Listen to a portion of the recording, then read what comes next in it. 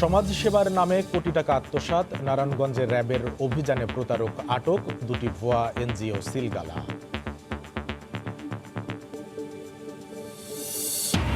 করোনার দ্বিতীয় ঢেউ ঠেকাতে লকডাউনের মেয়াদ বাড়ালো ফ্রান্স, বর্ষবরণের অনুষ্ঠান বাতিলে সংকটের মুখে প্রবাসীরা।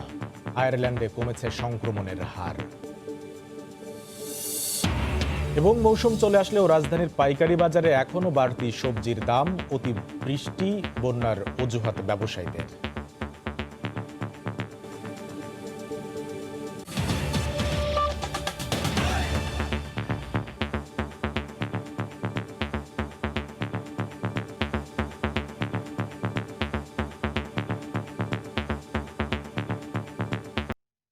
সমাজসেবার নামে প্রতারণার মাধ্যমে বিপুল অঙ্কের অর্থ হাতিয়ে নিয়েছে এক প্রতারক। নারায়ণগঞ্জে সাইদুজ্জামান নূর রাকিব নামে ভুয়া মানবাধিকার প্রতিষ্ঠানের চেয়ারম্যানকে আটক করেছে র্যাব। উদ্ধার করা হয়েছে শতাধিক অবৈধ পাসপোর্ট ও জাল নথিপত্র সহ প্রতারণার কাজে ব্যবহৃত বিভিন্ন সরঞ্জাম। একই সঙ্গে সিলগালা করা হয়েছে তার ভুয়া প্রতিষ্ঠান নূর ইন্টারন্যাশনাল ফাউন্ডেশন ও Noor poverty alleviation and human rights society. Shawkat Ali সৈকতের তথ্য ও ছবি নেয় রিপোর্ট নিয়ে সেখানে নূর ইন্টারন্যাশনাল ফাউন্ডেশন ও Noor poverty alleviation and human rights society নামে দুইটি ভুয়া মানবাধিকার প্রতিষ্ঠানের অফিস খুলে বসেন তিনি। তবে প্রতিষ্ঠান দুটির নেই কোনো অনুমোদন। সেখানে ৩২ জন কর্মী রয়েছে যারা রাকিবের মাধ্যমে আর্থিকভাবে প্রতারণার শিকার। মাত্র এসএসসি পাস রাকিব নিজেকে দৈনিক মানবতার আলো এবং নিউজ ডাইজেস্ট ওয়ার্ল্ড নামে দুইটি বাংলা ও ইংরেজি পত্রিকার সম্পাদক দাবি করলেও তার কোনো প্রমাণ পাওয়া যায়নি। সম্প্রতি তার বিরুদ্ধে নানা ধরনের প্রতারণার অভিযোগ পেয়ে বৃহস্পতিবার সন্ধ্যায় তার ফ্ল্যাট বাসা ও অফিসে তল্লাশি চালায় র্যাব। এ সময় শতাধিক ব্যক্তির নামে প্রতারণার নথিপত্র, ভুয়া চেক, মাননীয় প্রধানমন্ত্রীর ছবি সংবলিত একটা সম্মাননা স্মারক, সাথে উনি মহাত্মা গান্ধী শান্তি পদক, মাদার তেরেসা পিস অ্যাওয়ার্ড এবং অনেক বাংলাদেশের স্বনামধন্য ব্যক্তির নামে উনি সম্মাননা স্মারক পেয়েছেন, এরকম ভুয়া এখানে এই কেস সাজিয়ে রাখছেন, যেগুলো দেখিয়ে মানুষের সাথে প্রতারণা করে আসছে। প্রতারণার শিকার ভুক্তভোগীরা জানান ২ লাখ টাকার বিনিময়ে ১ কোটি টাকা পাওয়ার প্রলোভন দেখিয়ে ৪০ জনের কাছ থেকে কয়েক কোটি টাকা হাতিয়ে নিয়েছে এই প্রতারক রাকিব। রাশিয়ার একটা অনুদান আসছে, এই কারণে টাকা দেমো, গরিব মানুষের কাছে টাকা দেবো। ৪০ লক্ষ টাকা আমার দিয়ে নিছে, আমার আরো ৪০ জনের দিয়ে এইভাবে টাকা নিছে ৪০-৫০ লাখ টাকা করিয়া। আমাকে ২ লাখ টাকা দিলে ১ কোটি টাকা দেবে, এই লোক দেখাই আমাকে দিয়ে এমন করতে করতে করতে করতে আজকে এটা দিলে হয়ে যাবে, কালকে এটা দিলে হয়ে যাবে, এমন করতে করতে এই ৪০ লক্ষ টাকা নিছে। প্রতারণার মাধ্যমে এ পর্যন্ত কয়েক কোটি টাকা হাতিয়ে নেওয়ার কথা স্বীকারও করেছে আটককৃত রাকিব। তবে র্যাব বলছে তার প্রতারণার শিকার শতাধিক ব্যক্তির বায়োডাটা ও তথ্য প্রমাণ পাওয়া গেছে। অর্থ আত্মসাতের পরিমাণ আরও কয়েক গুণ বেশি হতে পারে। সময় সংবাদ, নারায়ণগঞ্জ। করোনার দ্বিতীয় ধাক্কায় অর্থনীতি সচল রাখতে প্রস্তুতি নিচ্ছে সরকার। দ্বিতীয় ঢেউ সামাল দিতে খুব একটা বেগ পেতে হবে না বলে মনে করেন নীতি নির্ধারকরা। প্রথম দফার অভিজ্ঞতা কাজে লাগিয়ে প্রস্তুতি নেওয়ার পরামর্শ অর্থনীতিবিদদের। সানবীর রুপলের রিপোর্ট। প্রথম ধাক্কা কাটিয়ে উঠতে না উঠতেই করোনার দ্বিতীয় ঢেউ মোকাবিলায় এরই মধ্যে ইউরোপের বিভিন্ন দেশে আবারও সতর্কতা জারি করা হয়েছে। বছরের শুরু থেকে প্রথম ধাক্কায় টালমাটাল গোটা বিশ্বের অর্থনীতি। বাংলাদেশের অর্থনীতিরও প্রতিটি খাতে এর প্রভাব পড়েছে। অভ্যন্তরীণ উৎপাদন, বিনিয়োগ, রফতানির গতি বাড়িয়ে যখন অর্থনীতির চাকা সচল রাখার যুদ্ধ চলছে, বিভিন্ন খাতে সরকারের দেয়া প্রণোদনার উপর ভর করে উদ্যোক্তারা ঘুরে দাঁড়ানোর চেষ্টা চালাচ্ছেন, তখন দ্বিতীয় ধাক্কার আশঙ্কা সামাল দিতে কতটা প্রস্তুত বাংলাদেশ? আমরা যা যা প্রিপারেশন দরকার সেটা নিতেছি, সব প্রিকশন গুলি আমরা নিয়েছি, কিন্তু যদি সিরিয়াস হয়ে যায় জিনিসটা এবং আমাদেরকে আবার লিমিটেড লকডাউনে যদি আবার যেতে হয়, তখন নিশ্চয়ই সরকার তখন চিন্তা ভাবনা করবে কিভাবে সবাইকে সাহায্য করা যায়। এপ্রিল মে মাসে দেশের প্রধান রফতানি খাত তৈরি পোশাক শিল্পের অর্ডার বাতিলের জেরে কমেছে রফতানি আয়। তবে এরপর থেকে আবারও ঘুরে দাঁড়ায় পোশাক খাত। সবশেষ জুলাই থেকে সেপ্টেম্বর পর্যন্ত লক্ষ্যমাত্রা $796 কোটি বিপরীতে রফতানি হয় $813 কোটি পণ্য। Policy supports are right in place. Our private sector is also prepared. Second wave আসলে worst case scenario যেটা হবে ট্র্যাজেক্টরিতে মুভ করছে, সেটা একটু স্লো হওয়ার সম্ভাবনা আছে। তবে করোনার প্রথম থাবার অভিজ্ঞতা কাজে লাগিয়ে আগে থেকেই দ্বিতীয় ধাক্কা মোকাবিলার পরামর্শ অর্থনীতিবিদদের। সরকারের উচিত হবে যে যে খাতগুলোতে এখনো প্রণোদনা উল্লেখযোগ্য মাত্রায় ব্যবহার করা যায়নি, সেই খাতগুলোতে কিভাবে দ্রুততর সময়ে এই প্রণোদনা ব্যবহার করা যায় সেই ব্যবস্থাটি নেয়া। করোনার প্রথম ধাক্কা সামাল দিতে ক্ষতিগ্রস্ত বিভিন্ন খাতের জন্য $1 লাখ কোটি বেশি প্রণোদনা প্যাকেজ ঘোষণা করে সরকার। সেপ্টেম্বর পর্যন্ত প্রণোদনা প্যাকেজের 54% ব্যয় করা হয়েছে। সানবীর রূপল, সময় সংবাদ, ঢাকা। মৌসুম চলে আসলেও রাজধানীর পাইকারি বাজারে কমেনি সবজির দাম। এখনও বৃষ্টি ও বন্যার অজুহাতে প্রতিটি সবজিই বিক্রি হচ্ছে 40 টাকার উপরে।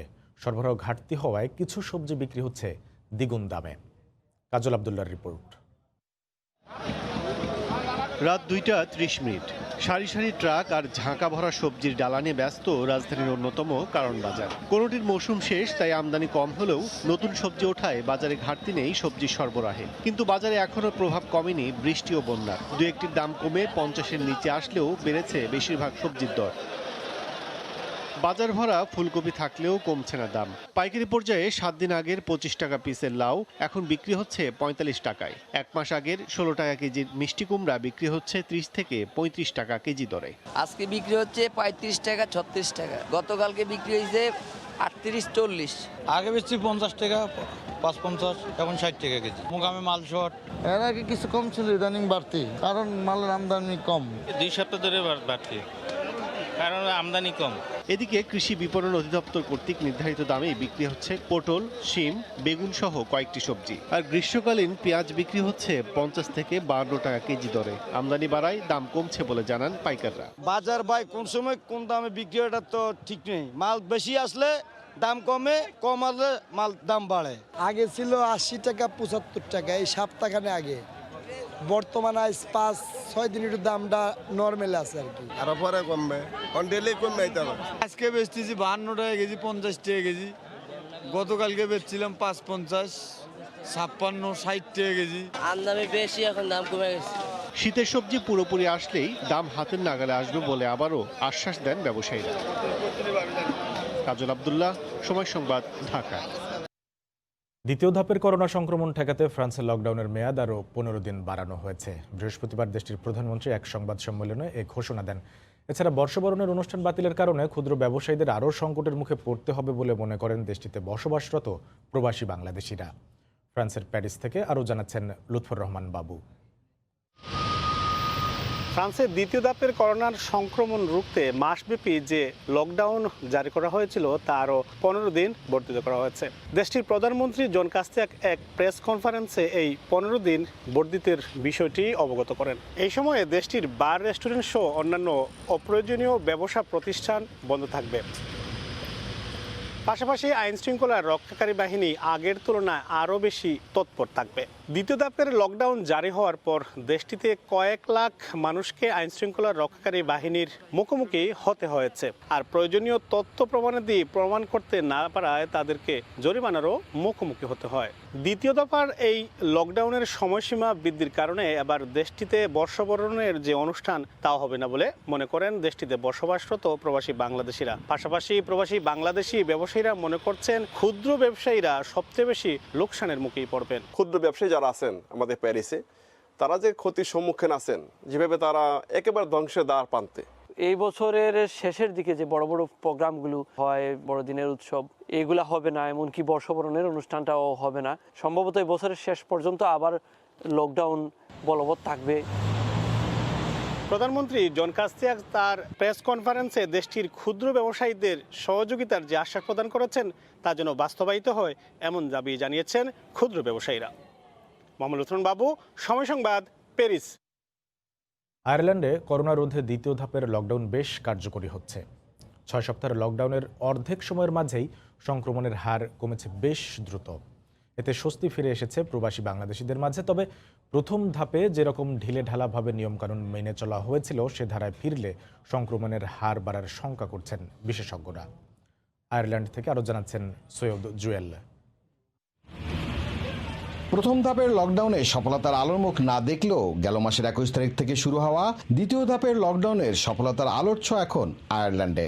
6 সপ্তাহের লকডাউনের তৃতীয় সপ্তাহ শেষেই 1000 থেকে কমে এখন প্রতিদিন 2 থেকে 300 আক্রান্তে অনেকটাই স্বস্তিতে রয়েছেন প্রবাসী বাংলাদেশিরা। আমাদের এখানে দ্বিতীয় লকডাউনের পরে করোনা ভাইরাসের রোগীর সংখ্যা খুবই দ্রুত হ্রাস পাচ্ছে। আর এটা সম্ভব হয়েছে শুধুমাত্র আয়ারল্যান্ড সরকারের কঠোর নিয়ম নীতির কারণে। যদি লকডাউন না থাকে বা লেভেল 5 এর রেস্ট্রিকশন না থাকে এবং তখন যদি সাধারণ মানুষ আবার আগের মতো আপনার মেলামেশা শুরু করে এবং যে সমস্ত রেস্ট্রিকশনস আছে ওগুলো যদি মেনে না চলে, তাহলে ধারণা করা হচ্ছে যে এই কেস নাম্বার আবার দ্রুত বেড়ে যেতে পারে। তবে দ্বিতীয় ধাপের লকডাউনে যে সফলতা এসেছে এ ধারা অব্যাহত রাখতে হলে সংক্রমণ রোধের নিয়ম নীতিগুলো মেনে চলার পরামর্শ গবেষকদের। প্রথম ধাপের লকডাউনে অনেকেই নিয়ম নীতিগুলো মেনে না চলায় অনেকটা আমন্ত্রণ জানিয়ে দ্বিতীয় ধাপের লকডাউনের আগমন। দ্বিতীয় ধাপে প্রথম ধাপের ভুলগুলোর পুনরাবৃত্তি না হয়ে করোনা রোধে স্বাভাবিক জীবনের গতিতেই ফিরবে আয়ারল্যান্ড, এমনটাই প্রত্যাশা এখানে নাগরিকদের। আয়ারল্যান্ড থেকে সৈয়দ জুয়েল, সময় সংবাদ।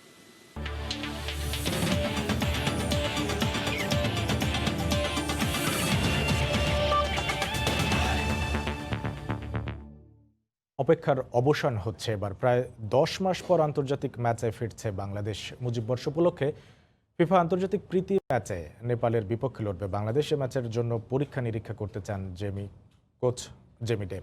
দীর্ঘদিন পর ফেরাটা স্মরণীয় করে রাখার লক্ষ্য জামাল ভুঁইয়াদের। অন্যদিকে করোনায় জর্জরিত নেপালও সব সমস্যা পেছনে ফেলে জয় পেতে মরিয়া হয়ে আছে। বঙ্গবন্ধু জাতীয় স্টেডিয়ামে ম্যাচটি শুরু হবে আজ বিকেল 5টায়।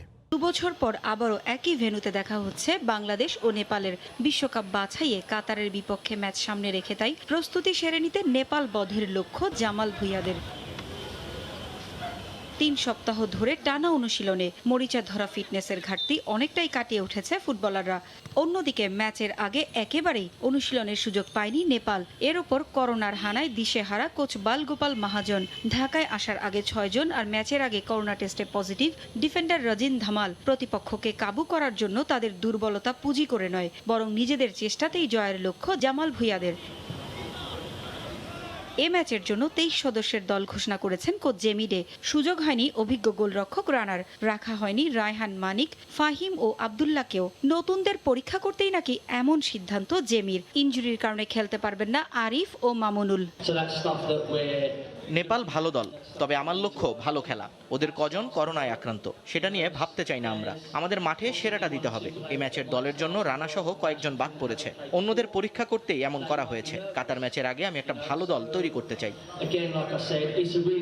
নানা সমস্যায় জর্জরিত নেপাল দলও দীর্ঘদিন পর আন্তর্জাতিক ম্যাচে ফেরাটা স্মরণীয় করে রাখতে চায়। আমার নিয়মিত একাদশের বেশ কয়েকজন ফুটবলার করোনা আক্রান্ত, তবে অন্যরা সে শূন্যতা পূরণ করবে আশা করি। বাংলাদেশ ভালো দল, ম্যাচটা প্রতিদ্বন্দ্বিতাপূর্ণ হবে। এখন পর্যন্ত 2 দলের পরিসংখ্যানে 12 জয় নিয়ে এগিয়ে আছে বাংলাদেশি। এবছর জানুয়ারিতে সবশেষ এই বঙ্গবন্ধু স্টেডিয়ামে বুরুন্ডির বিপক্ষে খেলেছিল বাংলাদেশ। করোনায় দীর্ঘদিন বন্ধ থাকার পর আবারও জামাল ভুঁইয়াদের পায়ের জাদুতে সরব হওয়ার অপেক্ষায় ফুটবল পাড়া। হিমালয়ের দেশটিকে হারিয়েই হবে জয় উৎসব, এটাই প্রার্থনা সবার। পারভিন আক্তার, সময় সংবাদ, ঢাকা। এই ছিল সকালের সময়। সঙ্গে থাকুন সময়ের।